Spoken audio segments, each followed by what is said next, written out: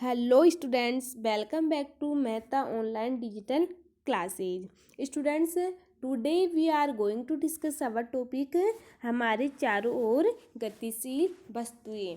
ठीक है स्टूडेंट्स, आज हम इस टॉपिक में पढ़ेंगे कि हमारे आसपास ऐसी कौन कौन सी बहुत सी वस्तुएं प्रेजेंट होती है, लेकिन उनमें से कुछ वस्तुएं क्या होती हैं, विराम वस्तुएं होती है, और कुछ वस्तुएं कौन सी होती हैं, गतिशील वस्तुएं होती है। तो सबसे पहले हम बात करें गतिशील वस्तु की। गतिशील वस्तु होती क्या है, सबसे पहले हमें ये पता होना चाहिए कि एक्चुअली जो गतिशील वस्तु है वो क्या होती है। तो वे वस्तुएं जो क्या करती है, अपनी स्थिति में परिवर्तन करती है।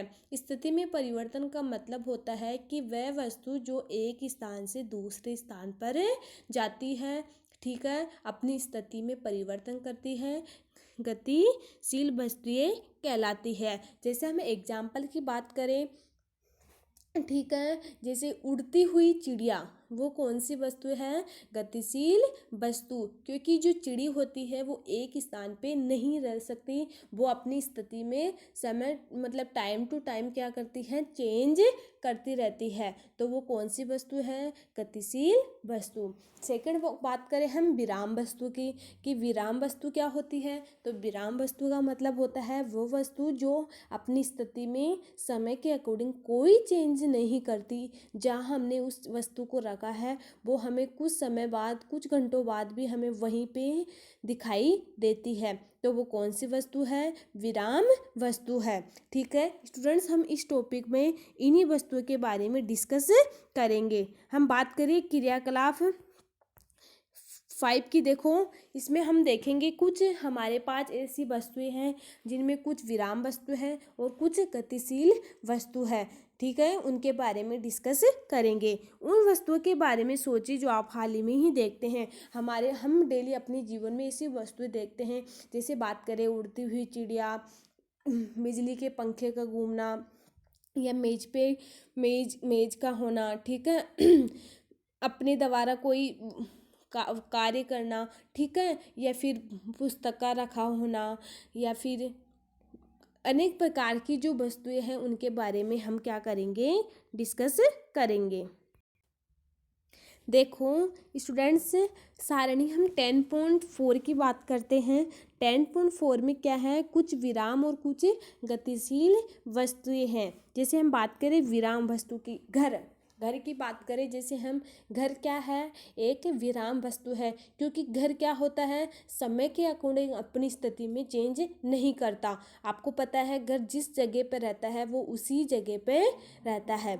ठीक है, बात करें हम मेज की, जैसे हमने मेज उस कॉर्नर में रखी है तो कुछ समय बाद या कुछ सेकंडों बाद, कुछ घंटों बाद भी हमें वो मेज वहीं पे दिखाई देती है। जैसे हम बात करें घड़ी की, जैसे हमने घड़ी, ठीक है, दीवार पे लगाई है तो कुछ समय बाद भी हमें घड़ी वहीं पे दिखाई देगी। तो ये कौन सी वस्तु है, विराम वस्तु, जो इस समय के साथ अपनी स्थिति में कोई परिवर्तन नहीं करती। अब बात करते हैं हम गतिशील वस्तु की।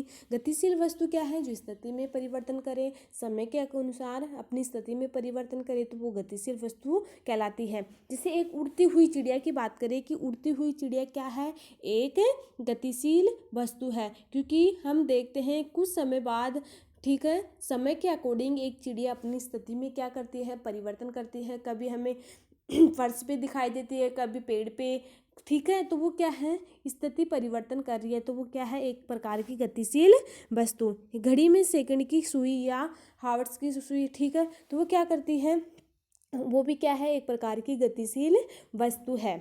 ठीक है, जैसे हम बात करें स्कूल का बस्ता, मच्छर, मेज, डेस्कों पर बैठे व्यक्ति, इधर उधर जाते लोग, इसके अतिरिक्त तितलियाँ, कुत्ते, गाय, आपका हाथ, छोटी बच्ची, जल में मछली, घर, फैक्ट्री, पत्थर, घोड़ा, गेंद, बल्ला, चलती रेलगाड़ी, सिलाई मशीन, दीवार, घड़ी व सुइयों भी हो सकती है। आप लंबी सूची बना सकते हैं। ये कुछ वस्तुएं हमारे पास, इनमें कुछ विराम वस्तु है और कुछ गतिशील वस्तु है।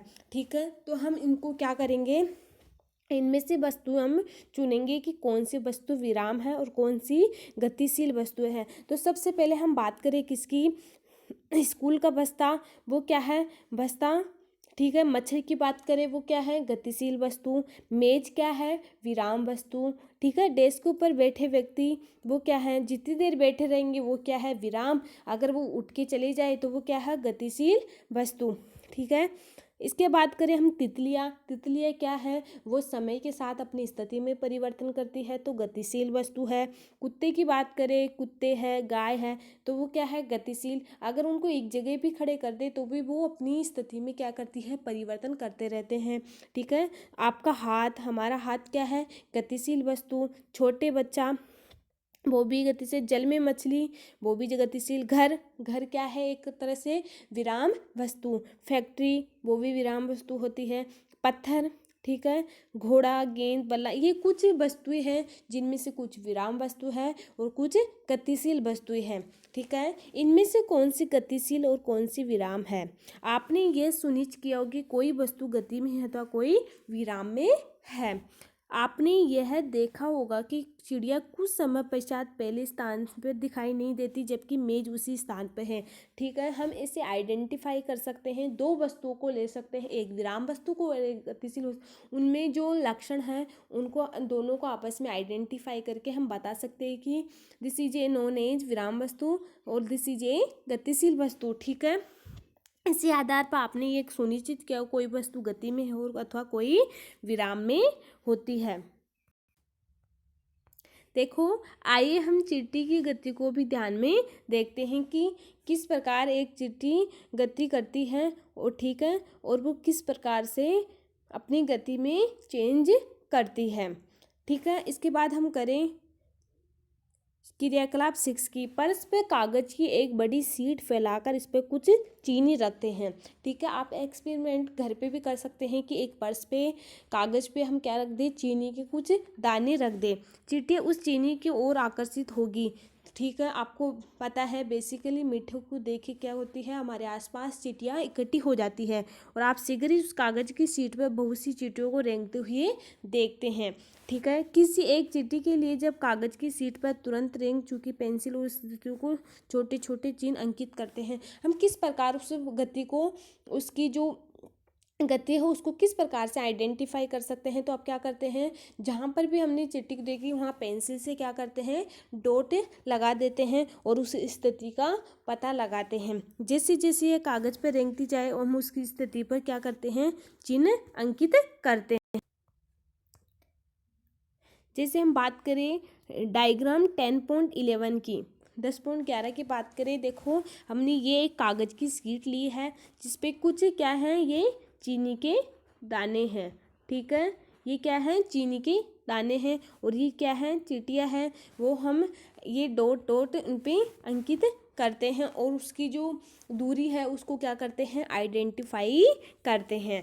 ठीक है। अंकित करते हैं। कुछ समय पश्चात कागज की शीट को इधर उधर हिलाकर उस पर चींटियों को हटा करते हैं और विभिन्न बिंदु जिन्हें आप कागज पर अंकित किया है उनको तीरों द्वारा जोड़कर चींटी की गति को दिशा बता सकते हैं। और हम बता सकते हैं कि ये चींटी यहाँ से यहाँ गई, तो हम ये एक्सपेरिमेंट करके उस चींटी की गति को हम दर्शा सकते हैं कि इस चींटी ने यहाँ से यहाँ गति की है। ठीक है। अब हर बिंदु जिसने आप अंकित किया है कुछ सेकंडों समांतराल में चींटी ने कहाँ कहाँ गति की है वो हम इस डायग्राम द्वारा बता सकते हैं कि इस चींटी ने यहाँ यहाँ गति की है।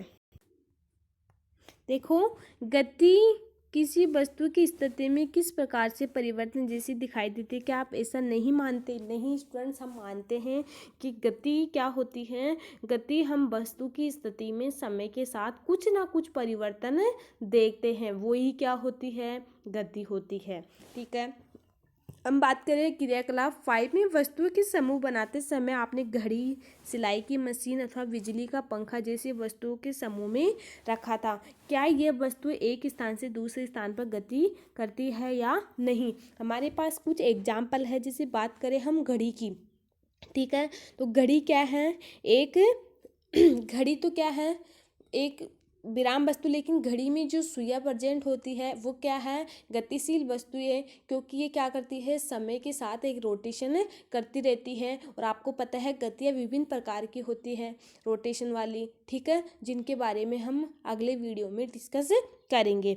ठीक है, इसके बाद हम बात करें सिलाई की मशीन। ये क्या है? एक विराम वस्तु अथवा बिजली का पंखा। यस, बिजली का पंखा क्या होता है? रोटेशन करता है, समय के साथ अपनी स्थिति में परिवर्तन करता है। क्या आपने इन किसी के भाग में कोई गति देखते हैं? पंखे की पंखुड़ी अथवा घड़ी की सुइयां कैसी गति करती है? इसके बारे में हम डिस्कस अगले वीडियो में करेंगे कि गतियाँ कौन सी होती है। पंखे का घूमना, इसके अलावा घड़ी की सुइयों का घूमना, ये किस प्रकार की गति है। ठीक है, क्या यह गति रेलगाड़ी की गति जैसी है? हम आइडेंटिफाई करेंगे कि रेलगाड़ी की जैसी गति ही घड़ी की सुइयां पंखुड़ियाँ करती है क्या। आइए हम कुछ प्रकार की गतियाँ देखते हैं जिनमें विभिन्न प्रकार की गतियों को समझने में हमें क्या मिलती है? सहायता मिलती है। स्टूडेंट्स, हम अगले वीडियो में विभिन्न प्रकार की जो गतियाँ होती है उनके बारे में डिस्कस करेंगे। Okay student, thank you.